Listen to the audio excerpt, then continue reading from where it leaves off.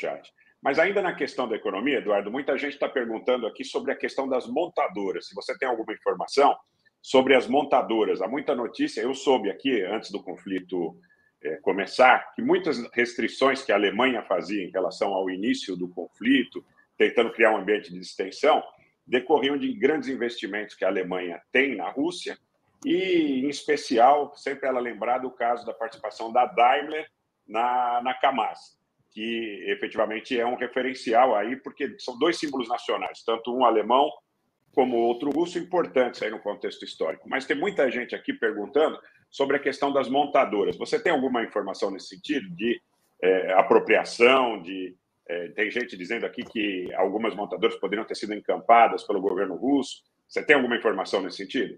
Cerca de 2 meses atrás, a Renault, né, não sei, uma fábrica da Renault aqui em Moscou que parou as suas atividades, ela foi tomada por uma empresa russa que é uma empresa mista, estatal e privada, né? Então essa fábrica da Renault ela foi tomada, já que não queria continuar, tudo bem, essa empresa russa foi lá e continuou as atividades.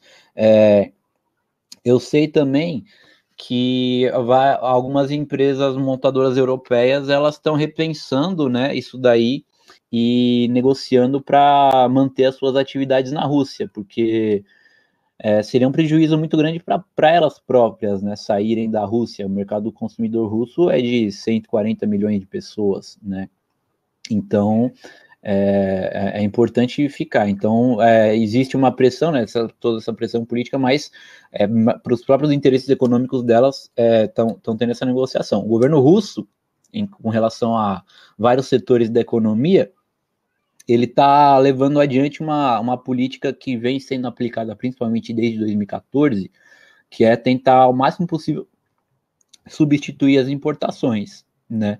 Porque em 2014 já houve, né, um primeiro movimento de sanções muito pesadas, né, por causa da reincorporação da Crimeia à Rússia, e desde então o governo russo percebeu que a barra ia ficar mais pesada, então iniciou uma política de maior protecionismo, de substituição de importações, e em vários ramos da economia essa substituição das importações está sendo levada a cabo, o que é uma coisa muito interessante, né, porque a Rússia, contra toda essa agressão econômica que ela vem sofrendo, ela está tentando se tornar soberana, né, economicamente, politicamente já era, né, mas economicamente ela está tentando aumentar aí a sua autossuficiência.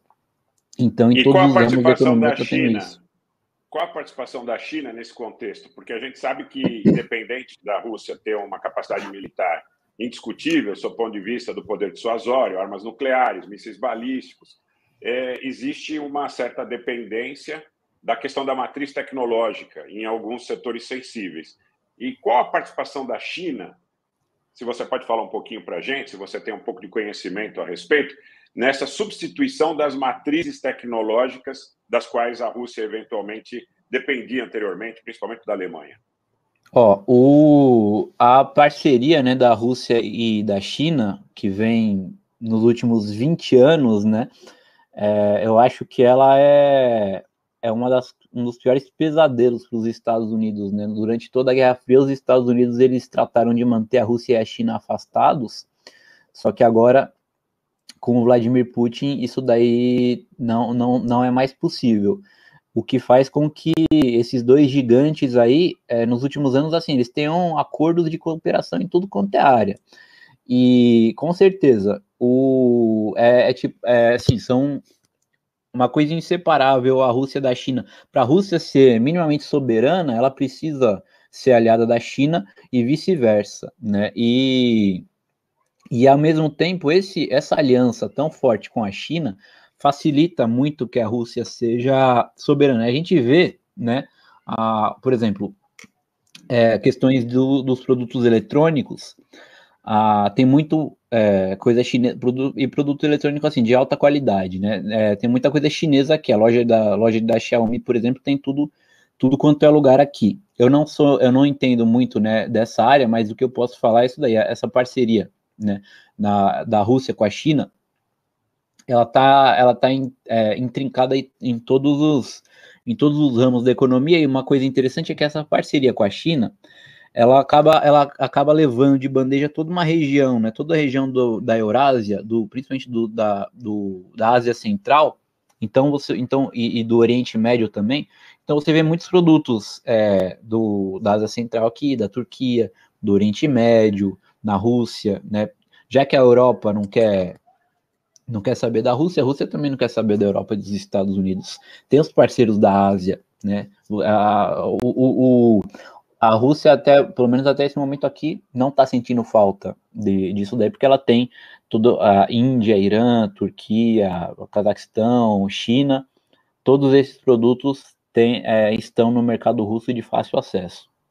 Isso é nítido na prateleira de supermercado, nas lojas, no comércio, de modo geral.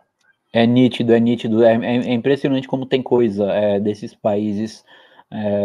Tem café árabe no supermercado, tem frutas que vêm da Turquia. Então é uma coisa muito interessante essa integração, né, essa cooperação com todos esses países aí que fazem parte da Organização de Cooperação de Xangai, da União Econômica Eurasiática. Então a gente vê na prática esses acordos comerciais todos sendo implementados no cotidiano dos russos, o que, novamente, aumenta a autossuficiência russa com relação à Europa e aos Estados Unidos. Inclusive, é um exemplo, inclusive, para o Brasil. Inclusive, escritórios de representação comercial de muitos países que foram repúblicas soviéticas estão presentes em Moscou, né? Moscou acaba sendo um hub, do ponto de vista dessa interação, não só da Ásia, mas também das ex-repúblicas soviéticas de um modo geral. Sim, e é uma coisa... Assim, a Rússia é um país multinacional. Se você sai na rua, você vê muita gente que você percebe que são, né, que são imigrantes, ou que não nasceram em Moscou, assim, ou que são filhos, tudo mais, né? Pessoas, você vê, armênios, georgianos, uzbeques, cazaques, muitos imigrantes do Quirguistão, do Tajiquistão, árabes, você vê africanos também, mas é impressionante essa diversidade étnica, principalmente entre os países da antiga União Soviética, tanto em Moscou como nas outras cidades, como em Rostov também, onde a gente ficou bastante tempo. Então, e logicamente, todas essas comunidades são fortes, né, e tem, agora eu estava fazendo uma entrevista, né, num parque na Rússia, que é um parque de exposições das conquistas econômicas da União Soviética, foi inaugurado nos anos 30, em russo o nome dele é uma sigla VDNH, e ele tem 30 pavilhões, que cada um é construído em homenagem a uma ex-república soviética e uma república russa, com a arquitetura daqueles países, né? Uma coisa muito, muito bonita. Isso daí representa, né, toda essa integração dessas regiões, desses países com a Rússia. Então, o que facilita, é uma coisa histórica, inclusive, o que facilita todo esse comércio, toda essa integração econômica da Rússia. Eu acho que, assim, a Rússia é um país muito bem integrado economicamente, com parceiros de confiança, como é o caso da China, né? E o que tudo isso daí acaba fazendo com que as sanções dos Estados Unidos e da União Europeia não tenham tido praticamente nenhum efeito importante no país. Eu não sei, aí mostra também como os estrategistas, né, de Washington, de Bruxelas, eles não têm o mínimo conhecimento, né, do que eles estão fazendo. Eles achavam que iam dobrar a Rússia, mas a economia russa estava, se não preparada, já estava com alguns passos em direção ao preparo da proteção da economia das sanções.